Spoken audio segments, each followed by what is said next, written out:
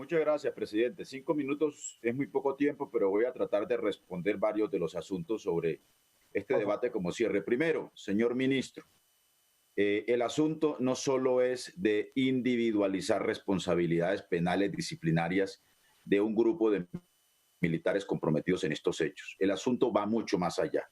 Y repito, lo hacemos en defensa de la legitimidad de las fuerzas militares y del principio del monopolio de la fuerza en manos del Estado, que es un principio también democrático.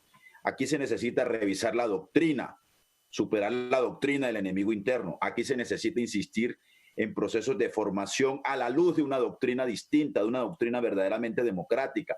Aquí se necesita reformar todos los asuntos referidos a los mecanismos de ascenso. Aquí no podemos seguirnos lavando las manos.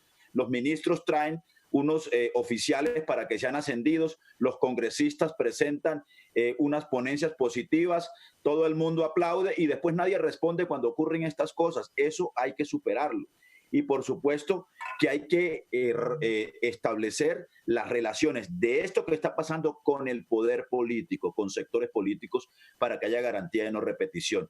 En segundo lugar, señor ministro, usted ha hecho una interpretación jurídica, pues yo le traigo normas jurídicas que rompen esa decisión suya de ocultar la información que nosotros estamos reclamando. Por ejemplo, la ley de transparencia, la 1712 del 2014, señala en el artículo 21 que, comillas, las excepciones de acceso a la información contenidas en la presente ley no aplican en casos de violación de derechos humanos o delitos de lesa humanidad y en todo caso deberán protegerse los derechos de las víctimas de dichas violaciones. Pero también le puedo traer, por ejemplo, la ley de inteligencia y contrainteligencia.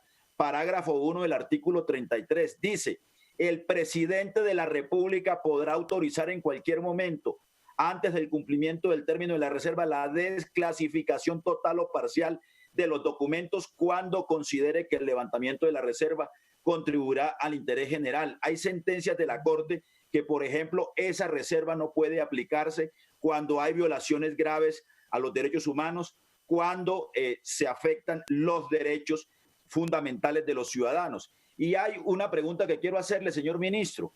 Usted acude a la reserva legal para no entregarnos la información a nosotros que somos las víctimas de estas chuzadas, porque usted acude al mecanismo de la reserva de sumario, etcétera, etcétera.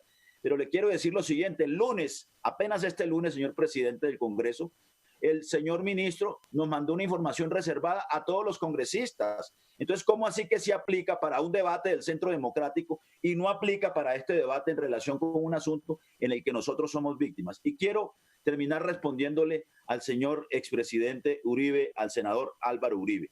Yo le quiero decir, doctor Uribe, que yo fui chuzado en su gobierno en el año 2003. En marzo del 2003, por el Departamento Administrativo de Seguridad y por el G3, del DAS que fue creado en su gobierno.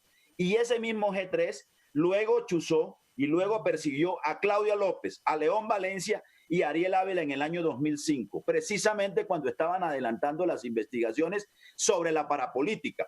Y para nadie es un secreto la articulación política de la parapolítica con su gobierno. Eso es absolutamente evidente. Hay también suficientes evidencias de que, por ejemplo, en presidencia recibían la información del G3.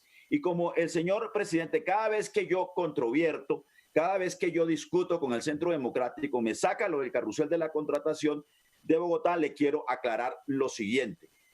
Primero, yo fui el denunciante del carrusel de la contratación con otros 4 concejales, contra los concejales uribistas.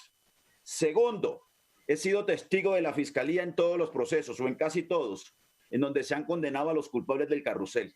Y en tercer lugar, para que sus memorias selectivas no lo siga traicionando, entre comillas, doctor Uribe, los condenados, los concejales condenados en un 90% por el carrusel en Bogotá, eran los furibundos uribistas más recalcitrantes en el Consejo de Bogotá y los que le hicieron campaña para su elección y para su reelección. Muchas gracias, presidente.